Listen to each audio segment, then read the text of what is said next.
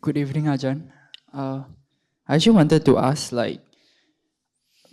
before how we are born, how actually the universe started. Okay, let's start off with the easy questions first.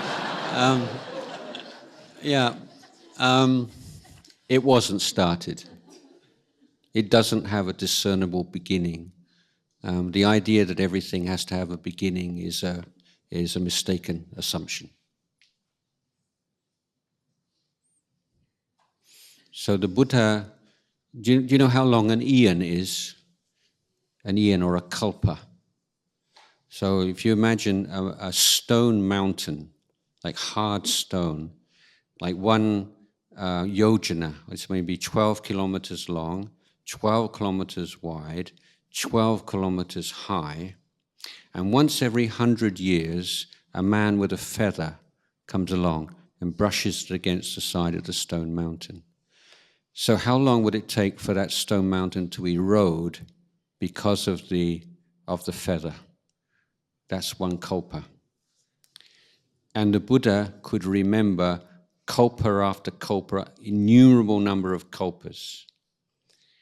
So the Buddha said he cannot recall, there's no discernible beginning.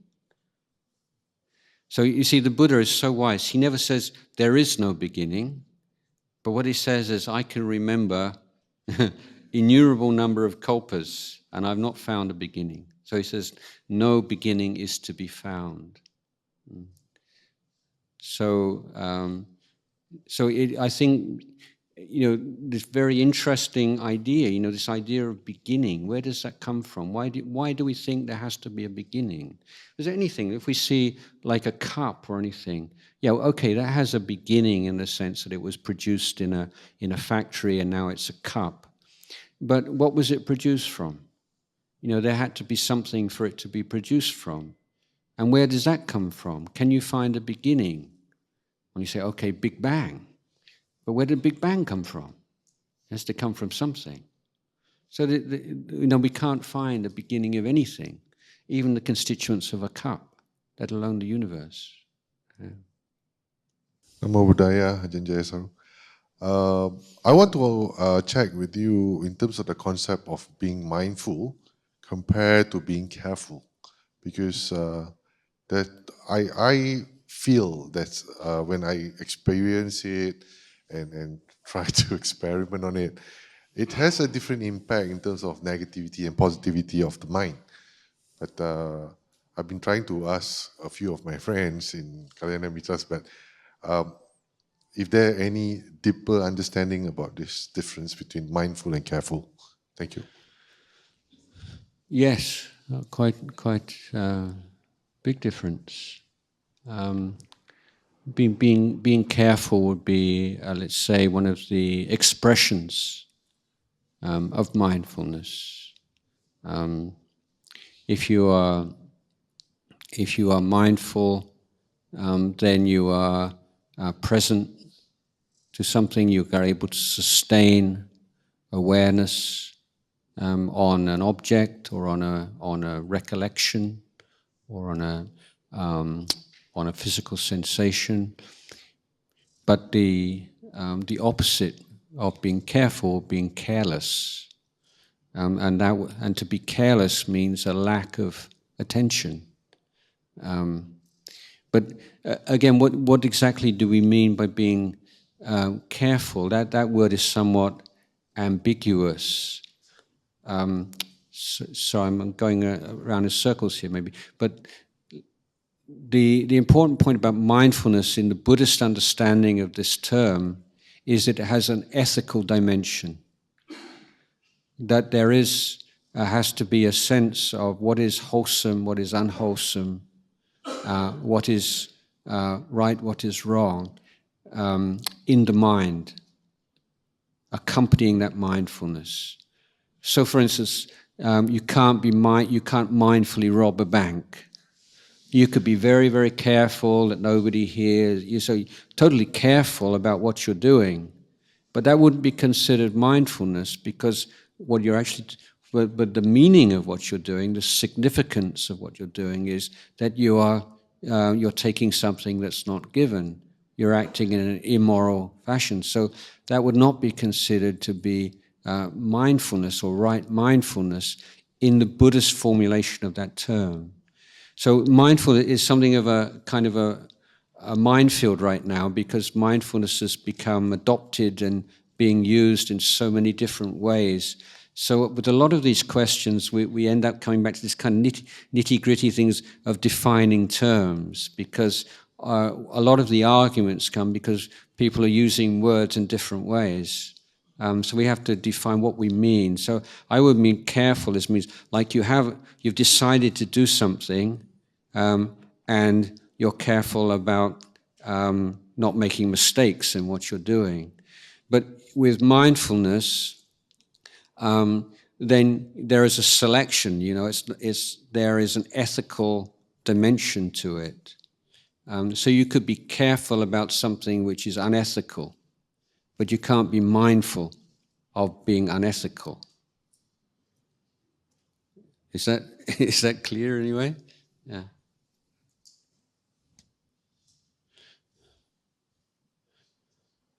You see, you could do something. You could commit a crime and then be very careful to clear up after you. Be very careful that nobody knows who did it. But that wouldn't be being mindful in the Buddhist sense. Sawadi Ajahn, I have a questions about meditations. So when talking about observing our mind and our emotion, it's quite easy to understand positive or negative emotion when they arise. But how about the neutral emotion, the non-positive or non-negative? For me, what does that mean when that type of emotion arises? And is it harmful? It's not harmful? And what does it mean to have that neutral, blank emotion or understand that emotion? First of all, remember that the word emotion, we cannot map that onto Pali language exactly. Even in Western psychology, there are differences of opinion about what an emotion is. So sometimes we can use emotion just in a more loose way. But when we start talking about the mind and practice, we have to be very much more precise. So there is three kinds of feeling, or vedana. So you have positive, or you could say happy feeling, unhappy feeling, and neutral feeling. But with the emotion, or we call it defilements, or kusala dhammas and akusala dhammas, there's not a third neutral factor here. So something is either kusala or it's akusala. It can't be in between. But you can have an accompanying feeling tone to the kusala or akusala dhamma, which may be positive or negative or neutral. So if you, let's say if you're, I would say the way that I use emotion is when a mental state has a very clear set of physical, like a physical pattern of arousal, which is specific to that mental state. And then we can talk about emotion. So let's say anger. So when you're angry, there are certain kind of physiological changes that can be observed which accompany anger in a way that certain mental states do not possess. So then I think, although that's not present in Buddhist psychology, that's quite a useful addition to our vocabulary to talk about these particular mind-body combinations that can be objects of observation. But in the case of anger, I was talking about anger again to some young people this afternoon, and why is anger difficult to abandon?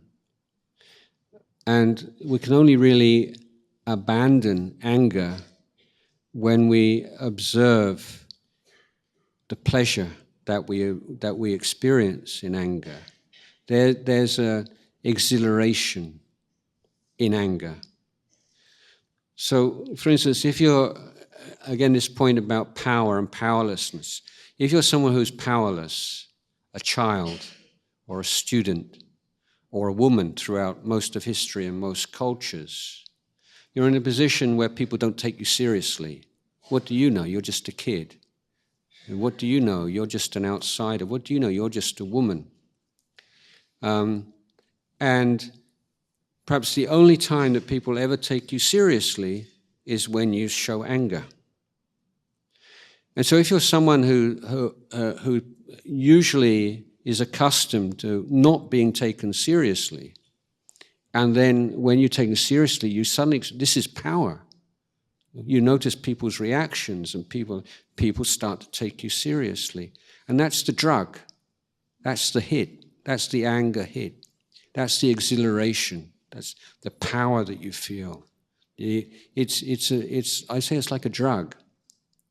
So when you're angry, then you can be experiencing pleasure in that kind of exhilaration in the anger, that excitement and arousal of anger. But you can also be experiencing it's very unpleasant. But there can also be periods where there's a kind of neither one or the other. It's kind of a neutral thing.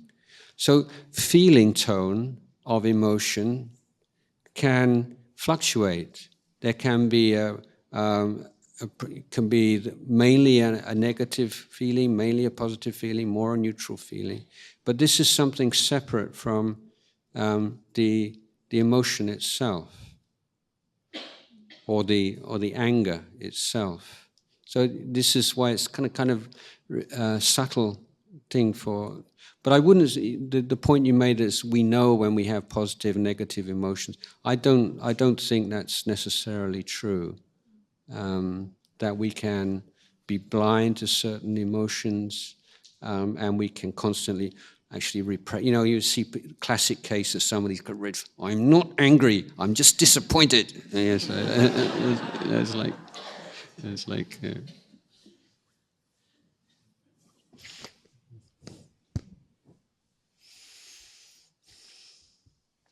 Good evening, Ajahn. I would like to ask about meditation.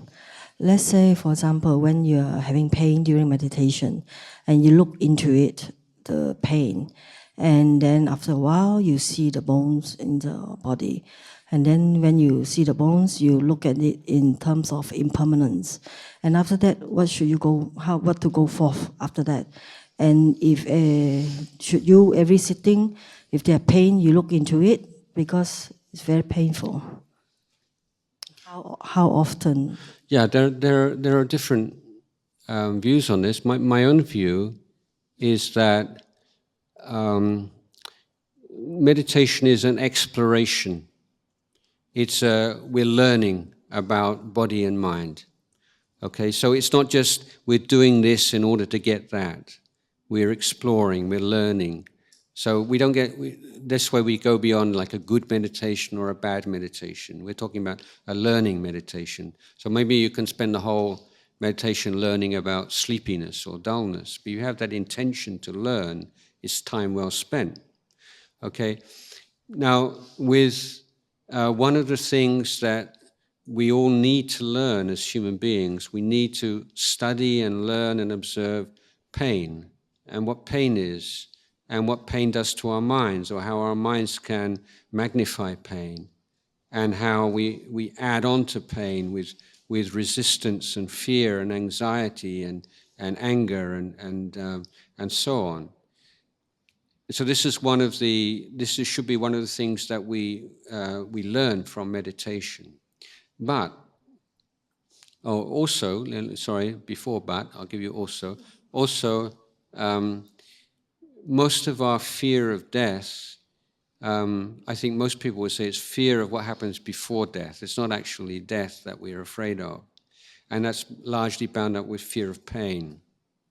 So dealing with pain in meditation and developing a skill in dealing with pain in meditation also reduces fear of death and gives us some, which is a wonderful thing. Looking at pain and learning about pain is hard work. And to sustain a meditation practice for weeks and months and years, as I mentioned just now, you have to find some way of enjoying it, basically enjoy. If meditation becomes this kind of, oh, here we go again, now I've got to go and look at the pain and find the bones and and it just becomes such a dreary business that before very long, depend on how strong your mind is, this is too much for me, yeah? And few people really can do that over and over again. So I would say that looking into pain is an important part of meditation practice, but don't do it too often. Sometimes, when you're just feeling, your mind's on the breath and you're feeling good and the pain comes, change your posture. It's okay. Because you're feeling like you're really going into this now and it's a distraction. And you don't have to do this work every time you meditate. You don't have to be like, I've got to be a good girl and I've got to do this pain thing and I've got to be tough. And no, do it.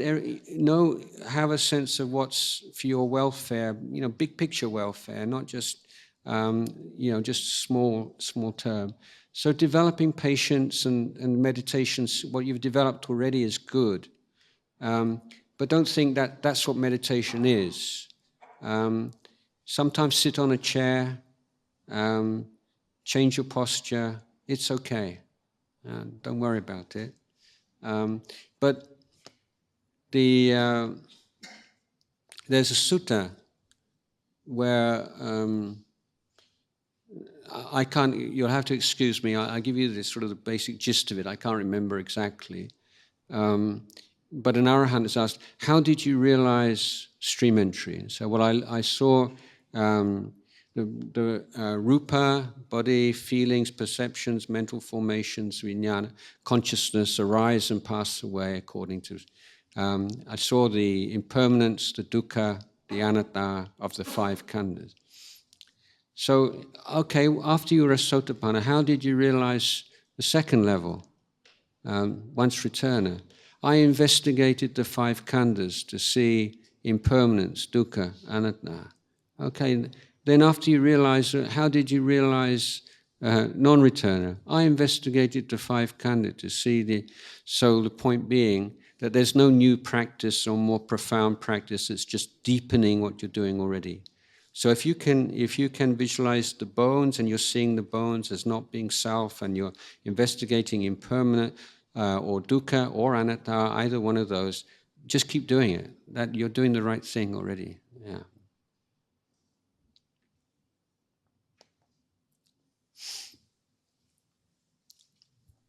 Maybe Ajahn, I also have a question. For many of us who are working, we find it difficult to balance career advancement and spiritual practice, especially for those who are starting to develop their career. Our mind is preoccupied with developing this career, and so much time is put into it that we feel exhausted by the end of the day, and we just want to relax, especially on weekends also when it's time to come to the temple, and therefore we don't really come to the temple as much. So what is Ajahns advice to us? Yeah, there's no... I think that this whole question of balance is it's not confined to lay Buddhists. It's one of the most common questions that come up with bhikkhus and nuns also. The balance between offering your services to the Sangha and following your own meditation practice, between work projects and meditation. This is a constant challenge.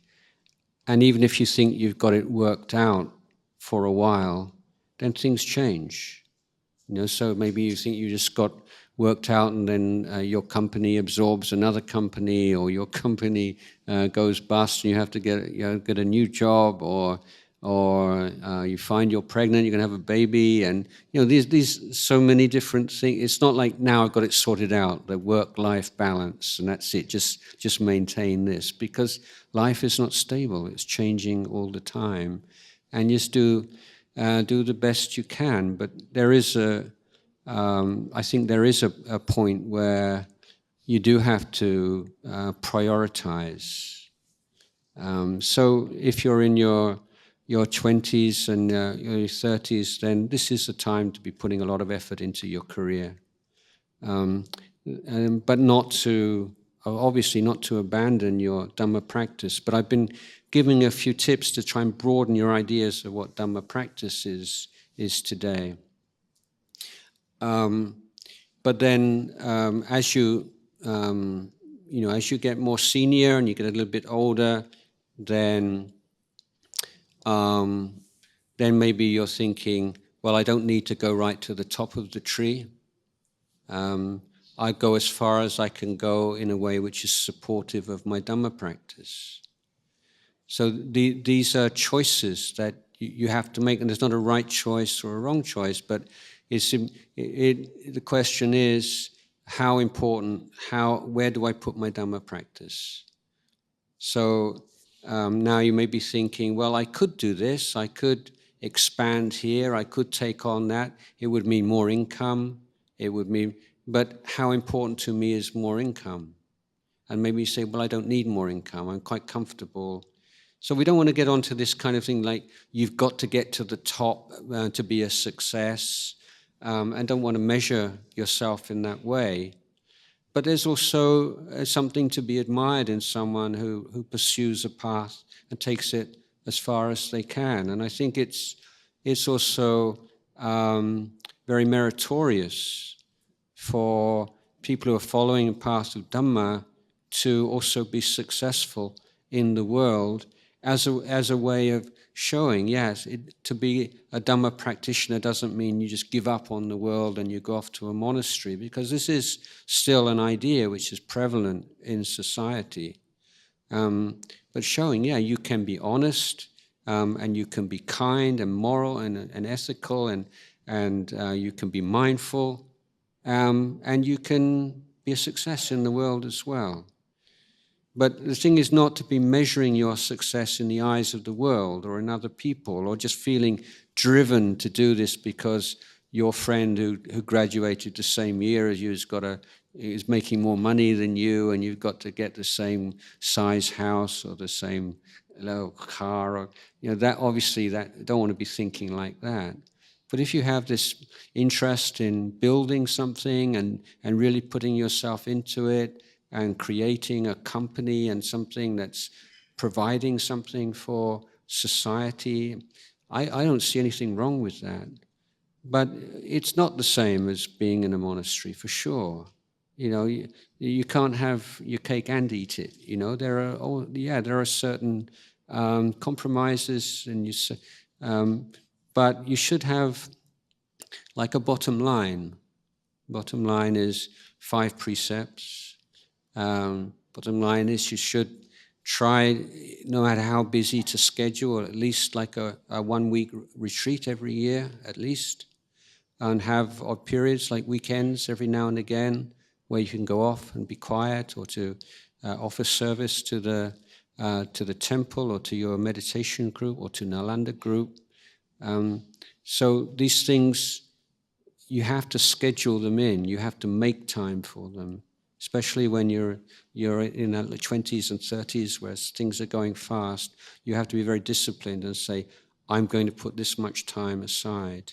And I don't care if I'm peaceful or I'm not peaceful, I'm just going to do this and make a commitment to do it.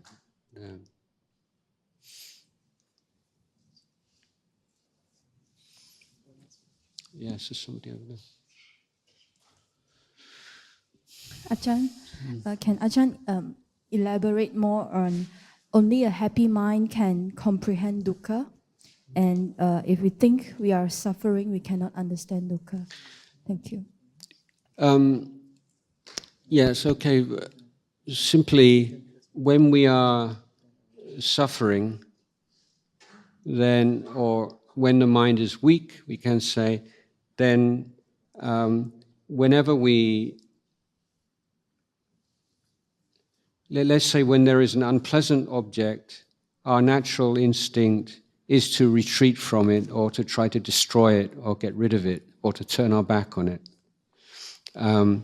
And unless we are free of that instinctive habit, we cannot see that thing clearly. So, let me give you an analogy. Before the development of anesthetic, local anesthetic, surgery was very primitive. Surgery was only able to reach the level of sophistication that we see today because we could anesthetize patients. And you have to anesthetize the mind before you can use the scalpel and look at it very clearly.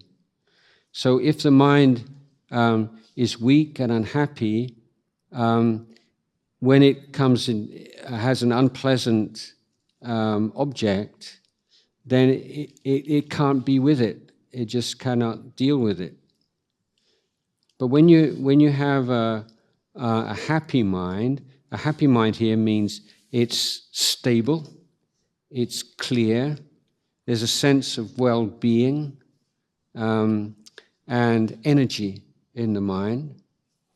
Then it's able just to be there with it. It doesn't feel threatened by it. So, okay, I'm trying to think of a simile. Let's say you're like a big elephant, and you're just walking through the forest, and then there's little puppies come out and start biting your feet, and you just look, it's like little puppies trying to bite me. So that's like the happy mind. It's like the big elephant. And the sort of aggressive little puppies are like the negative impact. So if you're just a small mouse or an angry squirrel, then you meet that same pack of angry puppies, and it's a whole different experience. I don't know if that's a clear enough analogy. It's me. But I like the analogy of this big elephant and these kind of angry puppies. That's what you should go for. Yeah, happy mind. So the thing about suffering, suffering, the First Noble Truth should be comprehended. But then many people say, well, yeah, I know when I'm suffering. What's the enlightening nature of that? Yeah, no, it's different. You think, I am suffering. But if the sense is, I am suffering, then you're not observing the noble truth of suffering. You're identifying with the suffering. It's something that's happening to me. It's my problem. But the comprehension of the noble truth of suffering arises in the absence of that sense of self and identification or possession of the suffering. Good evening, Ajahn. I'd like to ask some questions on the area of offering of dana. At the start of this talk, Ajahn mentioned about these laypersons offering of a first-class ticket to Ajahn and travel this and first-class environment. Is it something that we, as a layperson, have to learn in terms of making the offering of dana? How much and under what circumstances? And is that a stop that we have to end? Thank you. Yes, certainly. Then, of course, the generous impulse is meritorious, but we need to use wisdom and discretion as to exactly how we express that, what is offered, when it's offered, where it's offered, to whom it's offered. All these things we need to think about well. For instance, to offer requisites or offer things which are inappropriate for a monk to make use of, which if he were to use, were to entail breaking his precepts, then even though you offered with great generosity and with a pure heart, then it wouldn't be a wise offering, and there wouldn't be as much merit involved as in offering something which was appropriate and in the right amount and the right time, right place, right monk. So, yeah, there is a need to not just, because it just feels so great, to when there's someone that you look up to and you revere to make an offering, and it feels, it's a wonderful feeling, but there is also a need to just step back and just to consider what is the best way to express this feeling of devotion, or to what kind of offering. So many people, like in Thailand, for instance, forest monks, like I use a robe, like this robe lasts maybe a couple of years, and it's a white cotton robe which is dyed with a natural jackfruit dye. So every year I'm offered, I don't know, I would say 100 or more robes of different colors, of synthetic materials, which I would never make use of. So that person is offering because they've read in the suttas that it's great merit to offer robes to a monk. So in that sense, they've made the offering, and it's not wrong. And I will send it on to other monasteries so we can say it's still effective offering.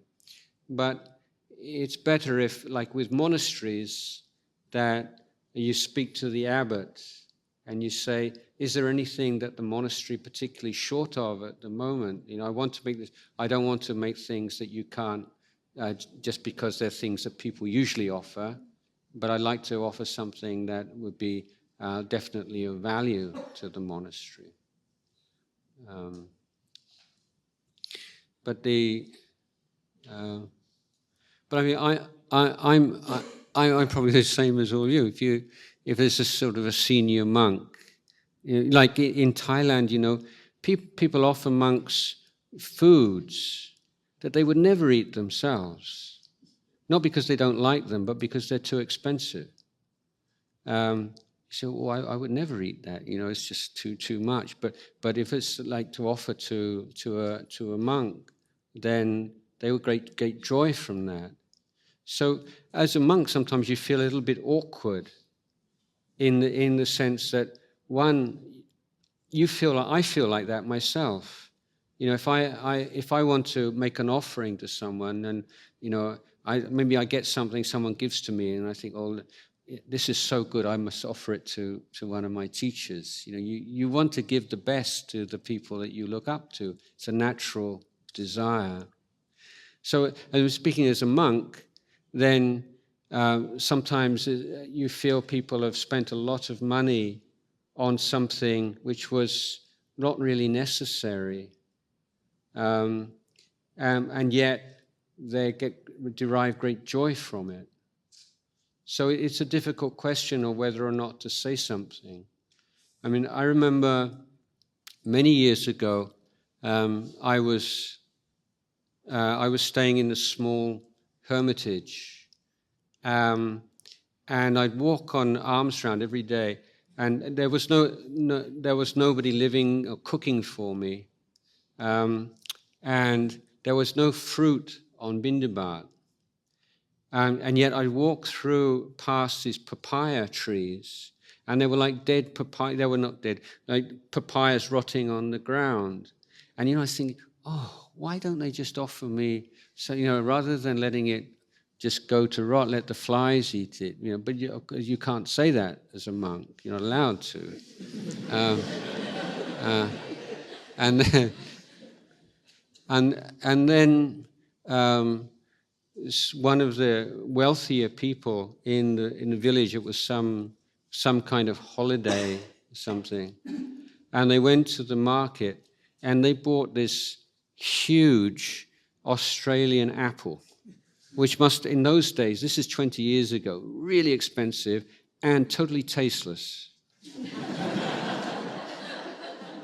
And I can think, here's someone who's just, they're so proud that they bought me like an imported fruit, which is so expensive. And they offer it, and they just you can see they're so happy. And I'm thinking, I would have much preferred one of the papaya, just like laying on the ground outside, So yeah, it's not always that the most expensive is the best, and it's good just to be observant also in monasteries and what actually is useful. And I think that's a good thing for lay people to learn, and that it's not always that the most expensive is the best. Although, as I say, we tend to have this. I have at least this tend to want to give the best to the people that we look up to and revere. Yeah. One last question. Yeah, sorry. Ajahn, wanted to ask, is there a Mahadana explanation for the 8 and 10 precepts? Is there a? Is there? Oh, yeah. No. When we increase the 5 precepts to 8 precepts, then the intention is to simplify and to create optimum conditions for Dhamma practice. So it's the 5 precepts are more about living in community in the best possible way and giving this sense of safety and security to those around us. But when we take on 8 precepts on the full moon, dark moon, or on meditation retreats, it's we don't eat in the evening. I mean, it's not. It's not evil to eat in the evening. It's not like imposing on anybody. But by not eating in the evening, it means we have more time to meditate. Stomach is empty. It's helpful for meditation, and give up all entertainments and embellishments and just to focus wholly on the practice of Dhamma. So these are simplifying and clarifying our intentions, freeing up time for Dhamma practice. It's a slightly different intention from 5 precepts. Do you mind if I ask one more? Okay.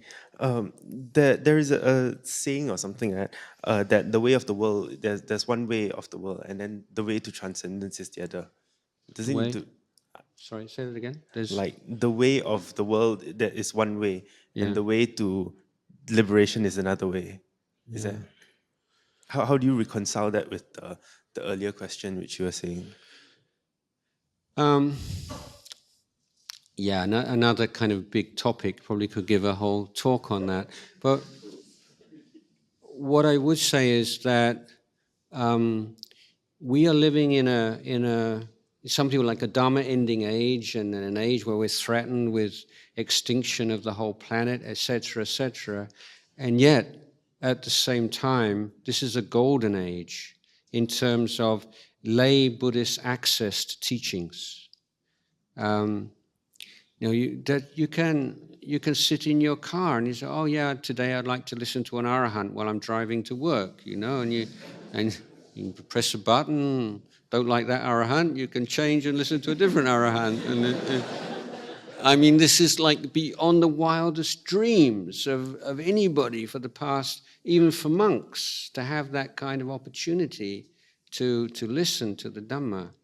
And for all the faults of a capitalist economy and capitalist development, and we know there's so many problems that arise attendant on this kind of development, it does give people choices that they've never had before in history. And there's no question that this is the best time in history of the world to be a woman. Absolutely. The women have opportunity to study, whether it's worldly study, but study the Dhamma, to practice in ways that women have never had before. And in the past, by the time you're 17, 18, you probably got a child already, and you're a mother, and that's it for you, raising children, which is fine, but it means that your choices are much restricted. Whereas these days, you can get married. You don't have to get married if you don't want to. You can even have a child without a partner these days. There's just so the opportunities are endless. But now, if you want to spend your life making money and becoming rich and powerful, you can try that. But if you say, no, I want to practice Dhamma, so what kind of career do I choose, what kind of way of life which would be most conducive to practice of Dhamma, you can do that as well. This is incredible. So the distinction between monastic life and lay life, which we find in the suttas, that's not the case anymore. There's not this huge gulf between the life of a monastic and the life of a layperson, or at least lay people have the opportunity and the possibility of living a life which has many of the features of monastic life, if they wish to do that. So the way of the world and the way, I don't think it's so clear-cut as it used to be at all. Yeah.